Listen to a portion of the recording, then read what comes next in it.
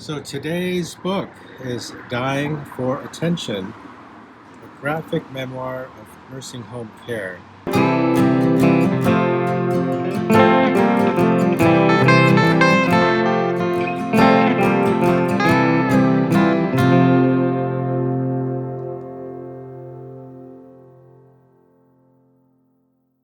Well, I wanted to make sure that we cover everything that we can.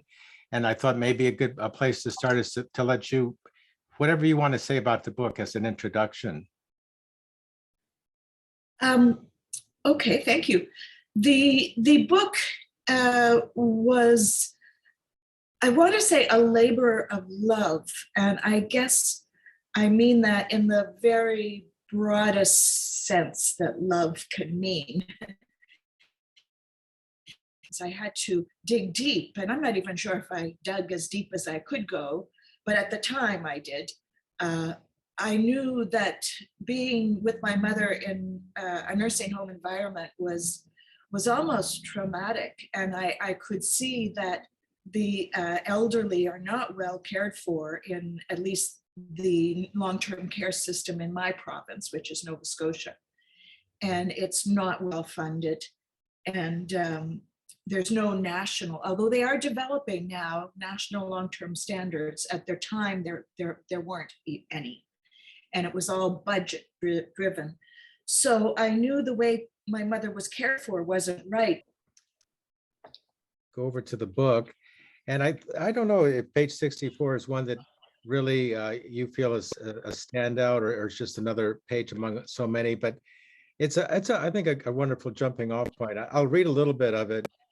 What I like about it are all the little touches, which I like. I want to go into how you use the techniques of sketchnoting and comics.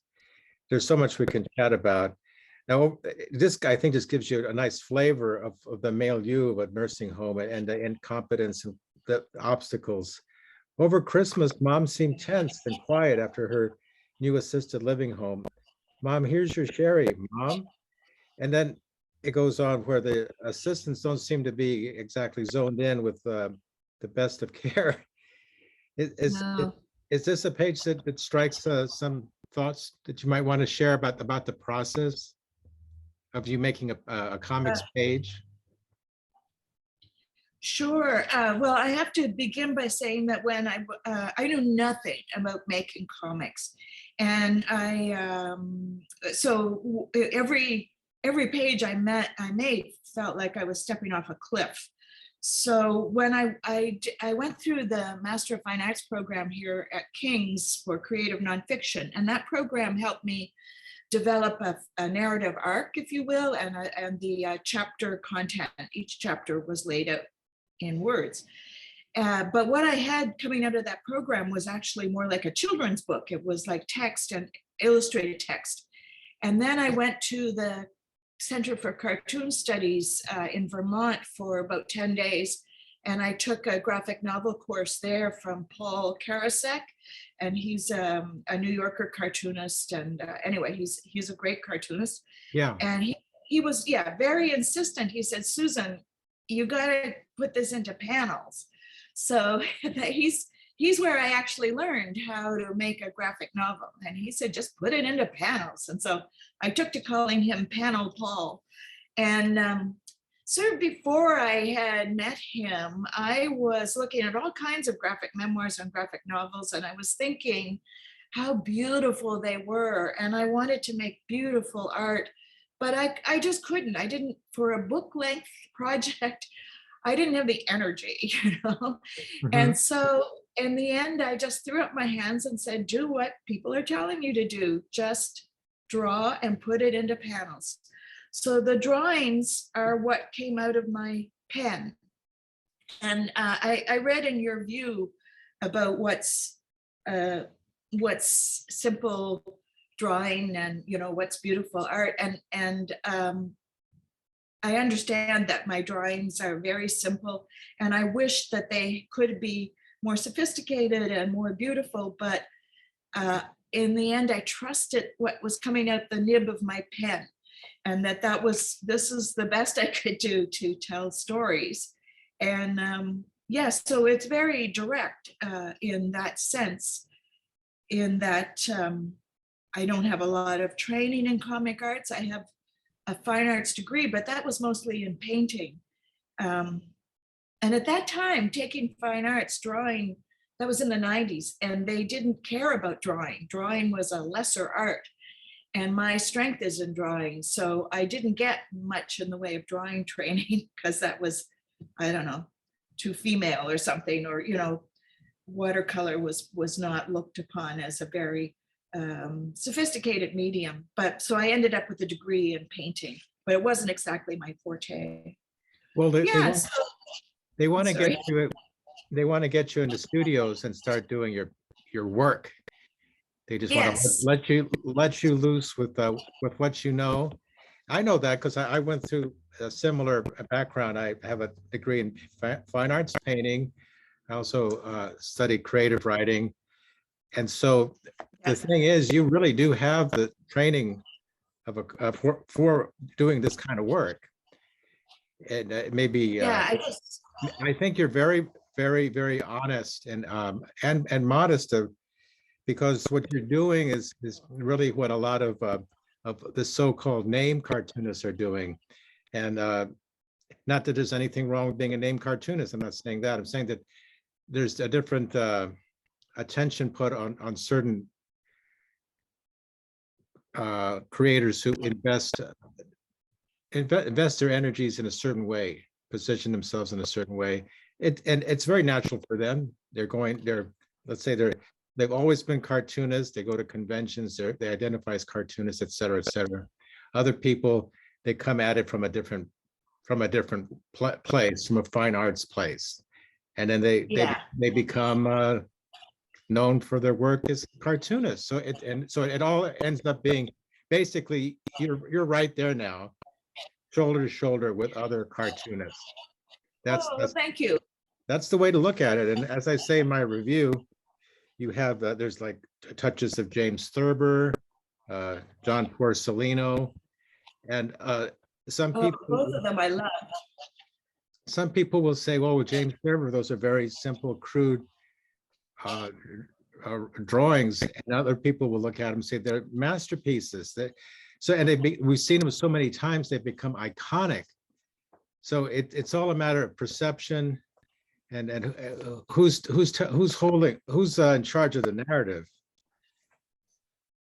Yes, and I appreciate you saying that because, well, thank you. And also, I think I was very lonely writing this book because the MFA program, I was the only person doing a graphic memoir, and it was very generous of them to include me in the program almost. And but I grew up, my native instinct was always towards cartoons. And in my family, we love New Yorker cartoons. And my dad, who had no background in art at all, you know, we came from kind of a lower middle class background. So he didn't even get to university, but he always doodled and they were always very cartoony. And he loved James Thurber, and he loved New Yorker cartoonists, and he loved James Pfeiffer, you know, all those, the cartoons of that age, of the 50s, 60s, 70s, and he perhaps even earlier, because he was a young man in the 40s. So he introduced me to all those. But beyond that, there was nothing in my environment that gave me confidence or that made me feel I belonged in that world. It was, yeah, because art school looked down on illustration. Yeah, so I didn't belong, and I didn't have the confidence. So it's nice to feel I belong now. You you absolutely do belong. And so I wonder, are you planning on doing more comics work? Are you doing more of this type of work? I am still afraid. Every time I go into the studio, it takes a lot to overcome that fear, but I am doing them. I'm submitting to different magazines, but mostly they're adaptations from the book right now. I have a whole box full of cartooning ideas, And I'm hoping this summer I get to them, because right now I feel like I'm still in the mode of doing book promotion. Yeah. But once that's done, I want to be brave again and go through all those cartoon ideas and start submitting them different places. I don't know if there's another book in me, but I want to, I got a Canada Council grant to write this book. So there's another kind of Canada Council grant I want to look at for, I haven't really landed on a project yet, but it's sort of about communicating around the end of life using cartoons, and communicating in nursing homes using cartoons as a different, more direct way to communicate. So there's some loose ideas of projects around cartooning, not necessarily in book form. I don't know. How familiar are you with the world of graphic recording, of standing up in front of people, or Zoom and doing the drawings during a meeting or anything like that? Oh yeah, I am a graphic recorder and I do that. And of course, the pandemic put a stop to most of that, but I have a few gigs coming up and I'm learning how to do digital graphic recording on an iPad using Procreate. So I'm learning that. Yeah, and I do go into nursing homes, which is very interesting, when Yeah. the pandemic allows. I go in with a local historian and she tells something that an event or the history of a location around here, and of course, Nova Scotia is rife with history. And usually it's something that the residents are familiar with. And I draw it while she's telling the story. And the residents love that. And at the end of the session, I always leave space on the paper for their own memories. And I draw that too. And then the home hangs it up at wheelchair level. And, people kind of come and talk about it. And one nursing home did a survey and we came third in popularity behind music and bingo. And I think, well, you can't beat those two. So I felt very proud. So I think there's lots of space in nursing homes for using visuals in a more helpful way, not just for recreation activities, but perhaps for families to communicate with staff in an easy way. So those are things I'm beginning to investigate as future projects. Well, yeah, that is very well said, because you're doing graphic recording, but you're also doing some graphic facilitation, because you have the people participating in the actual Yes. thing that you're doing. Yeah, it's hard to do both because your face is to the paper, but yes. Well, Yeah, definitely. I want to point out to folks, when I'm talking about sketchnoting, little elements like this banner are very much part of the graphic recording world. And that's because it's an easy way to capture something. You want to capture the person, the speaker, or the subject, or whatever. So that is very handy. The world of graphic recording is about connecting containers, synthesizing, emphasizing, getting to the bottom of what is it that people have gathered to try to figure out. So you definitely know about that, and you bring that into your book, which is great. Yes, definitely. Not everyone can do this, so you got a very special skill. And I think that there is an art to sketchnoting, and some special folks can make an art out of sketchnoting, because the sketchnoting world will say, no, it's just utilitarian. It's not an art, as if there was something suspect about art.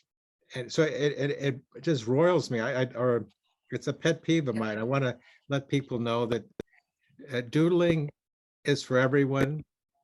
Sure, but it can be an art form if you take it to another level. If you do certain things like a comic, I think it really comes out in a comic, using elements of sketchnoting, simple direct drawings. All of that adds up, So there's nothing wrong with simplicity and clarity. So No, I in hope I fact, made, yeah, yeah, sorry, go ahead. I hope I made that clear. It may take more than just one review, or I keep bringing it up as often as I can. I'll put it that way. Yeah, and if I could just add to that, Yeah. the so I think one of the key talents or skills in graphic recording is the listening. And you're probably the only person in the room who's actually heard all that's being said. So you're the one who's paying the closest attention. And that's what I called my book. It's, dying for attention. Yeah. Because there's so many levels on which we don't pay attention to each other. And in this case, my focus is on the elderly. So someone compared graphic recording once to the same as American Sign Language, that interpretation. And I think that might be whatever's going on in the makeup of the brain of a graphic recorder, is that ability to hear something and then transform it or translate it into another form for the sake of communications.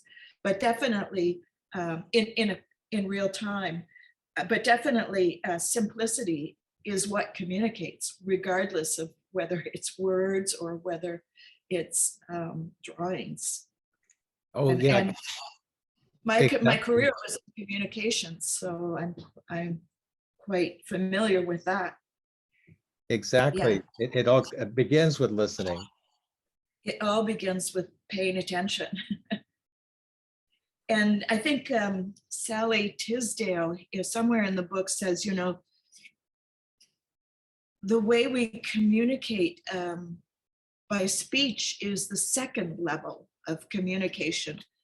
And the first level of communications, I'm not sure if I'm understanding her correctly, but what I understood it to be is at some gut level, at some emotional level. That's the first level.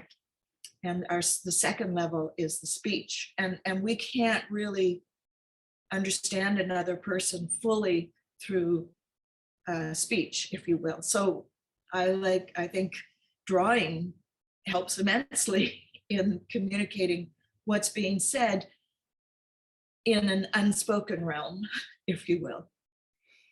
Yeah, it's been said so many times that it takes a person maybe 3 times before they actually hear or understand what you were saying, or really clue into everything that you had to say.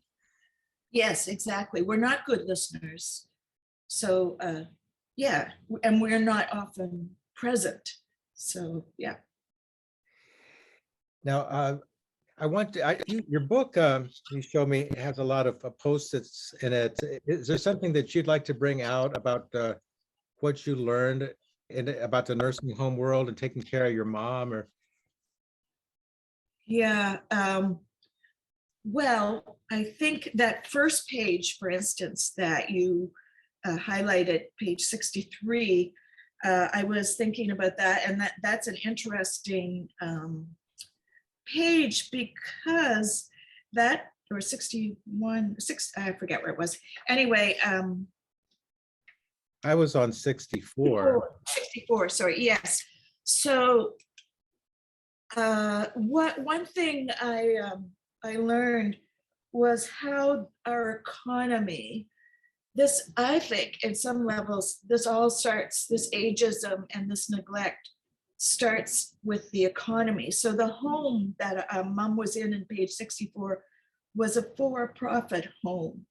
And there has been some research showing that not every for-profit home, but generally, when you're delivering care and you have a bottom line, a monetary bottom line, it compromises the care that's given, and the least accountability goes to the quality of care, and it's about budget efficiency. And so that's why it's so hard in a for-profit home to get the kind of labor that you need to fully pay attention to someone who is experiencing comorbidities, as they call them, multiple, because everyone who's elderly has many, many conditions that are declining. So the LPM, the thing here is that the LPN didn't know enough about geriatric medicine to see for herself that mom's symptoms were the symptoms of someone in great pain. Yeah. And took a geriatric nurse practitioner, someone much better qualified, but at the same time, much more expensive, to understand that nuance and to get her to the care she needed. So I guess that's one thread that I'm even investigating now. Personally, I'm reading a book by an economist, Mark Carney, and it's a difficult book because I don't think it's written for lay people, but it's called Values. And he is trying to distinguish between a market society and a market economy. So a market economy is great. That's where, you know, the private sector and the public sector work together, and the market has a role and the public sector has a role. But a market society is something in which anything that's valued is only valued by its price, as opposed to whatever intrinsic value it might have, such as caregiving. So anyway, I'm only halfway through the book, but that's one thing I was thinking about when reading the book. And I have more information now from having started this book on economics, but I did quote Tara Henley here somewhere towards the back of the book, that until the values of our economy change from simple monetary or trade exchanges to valuing human life, our systems won't change. So that, I find that interesting. Oh, yes, of course. Yeah. You say it better than I can. I don't know. There's nothing else I can add to that. I wanted to I want to make sure that if there's any other points you want to bring out, because I can go off into tangents. I wanted to talk maybe a little bit about how the book came together, because it's one thing to create the book, it's another to get it out into the world. And I'm thinking about the network, the communities of support that you created, and you've got all these wonderful people providing testimonials: Robin Duke, Rebecca Rower, Sarah Levitt, Colleen Isaac. Yeah. Oh, that was just good fortune. I think Robin Duke was in the same MFA program I was in, so I got to know her there. Oh. And yeah, so I think she has a book in the works, and we were in the same cohort, so that was great. Rebecca Rohr was the mentor that the school provided for me, the MFA program, as I was working through. She contributed more in terms of the visual storytelling as opposed to the layout. As I say, it was only when I got to Paul Karasak that I understood the formatting. So that was fine. So she was a great help.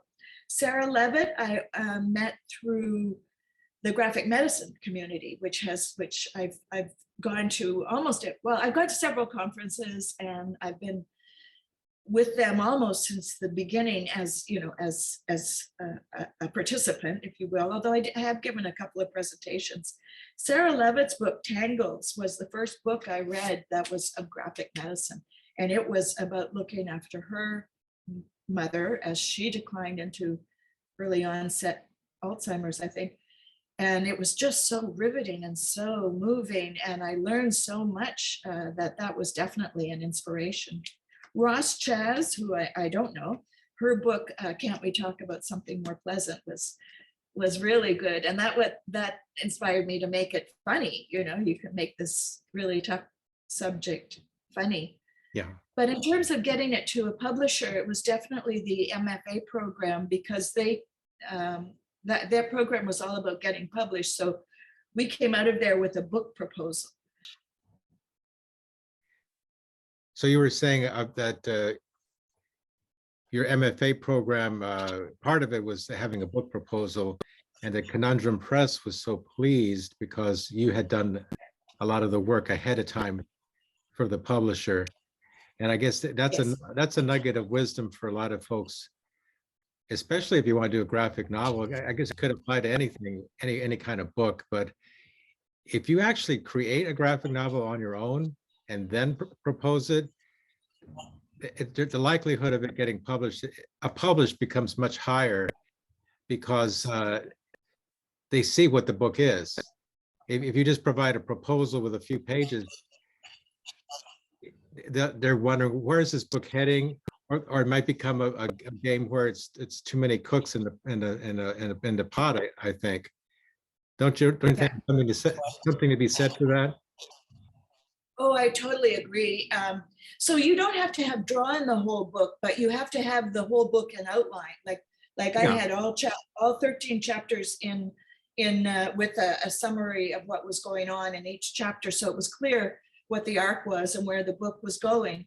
And the 2 finished chapters gave him the sense that I could draw chapters, that I could take, so that was, yeah, the more you can do, particularly for, I would think, graphic novels and graphic memoirs, where the publishers are all small and very indie, and they don't have a great deal of resources, so they can't hold your hand.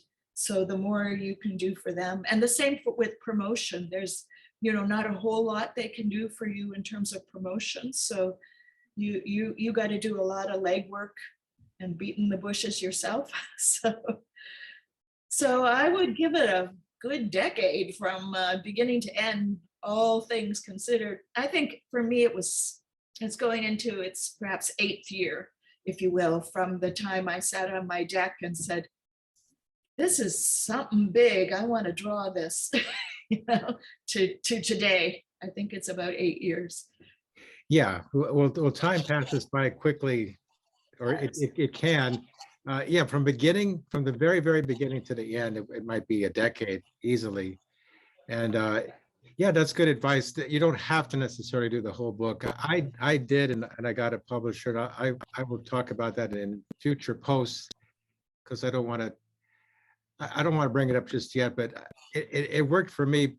If you have that, if it just depends. Every project's different, I guess. Yeah, for sure. And yeah, and the more you can show them your competence, that's the better, for sure. Well, I love what you shared about the nursing home experience and your mom and that wonderful call bell metaphor. It's a metaphor and it's a reality. Is Yeah, there something you might want to just and in closing out, because you even have the call bell, which is a symbol for so many things that break down a communication at the very end, where your mom is no longer a cartoon character, but you draw her in a semi-realistic style, and her hand, it seems like it's still holding that call bell, trying to get that yeah, attention she needs. yeah, yeah. So, obviously that was, as she was dying, that was a very difficult time. I think it was about 10 days in all. And we were sitting vigil, and one of the ways I was coping was to sketch. And that's one of the ways I cope with anything almost. So when it came to the book, I realized they were sketches that would have resonance in the book. So it was a natural fit, although at the time that wasn't a purposeful drawing. It was more, how can I process what is happening in front of me? Well, I always have a sketchbook, so I drew my mom. And yeah, the call bell was both a metaphor and the reality of the neglect. And it was only while I was writing the book that I understood alarm fatigue is a thing, and that I understood, oh, my mother's a heavy ringer, and they can tune her out because 99 times out of out of 100 she really doesn't need anything except for attention. which nursing homes do not give. They are not staffed for that. So, but she's a human. It just seems so wrong that your elder years might be doomed to be lived in isolation no matter where you are. Yeah. Well, the solution is interesting. It's like something you might figure out through a graphic recording or graphic facilitation process. It's common sense. The solution was to have routine check-ins. Yes, yes. And I wanted to show that that was something that when I worked in the hospital system and we went through that strategic, and it was like one of the is we can't change the system unless we, and you know, we just have to pay more attention. There are these simple solutions to some, you know, patient-centered care that doesn't break the budget. Technology-centered system right now. And compassion doesn't have to be that, although care is labor intensive. But after I left, after I took early retirement, the provincial government just changed, and then they came in, were very top heavy. They didn't want any of this touchy-feely circle conversations anymore. So it was back to the way it was, which is a shame, because I think even though that stuff might seem somewhat woo-woo, I think when you are speaking to people and allow them, no matter what their power level, to speak from their heart and to feel trusted and heard, I think there are all kinds of creative solutions. Anyway, that's my soapbox. No, that's perfect. Well, to bring everything to a close, I know that there's going to be opportunities for you to continue to do your comics if you wish. Definitely in the world of graphic medicine. I think Yeah. of COVID Chronicles. I don't know if you saw that one, an anthology. It's a wonderful Yeah. showcase of folks basically working in that genre, the graphic medicine Yeah. comics. Yeah, I haven't looked at it, but I did apply to be part of that. But I actually didn't have that direct experience with COVID. You know, I was finishing the book during COVID, but yeah, I think you know, I think right now I'm thinking what will arise. You know, I don't know where next, but something will come up that wants me and that I'm energized by, and we'll probably know each other when we see each other. So something like that. Of course. Well, thank you very much, Susan, for doing this interview. Thank you. I really appreciate it. Thank you for listening.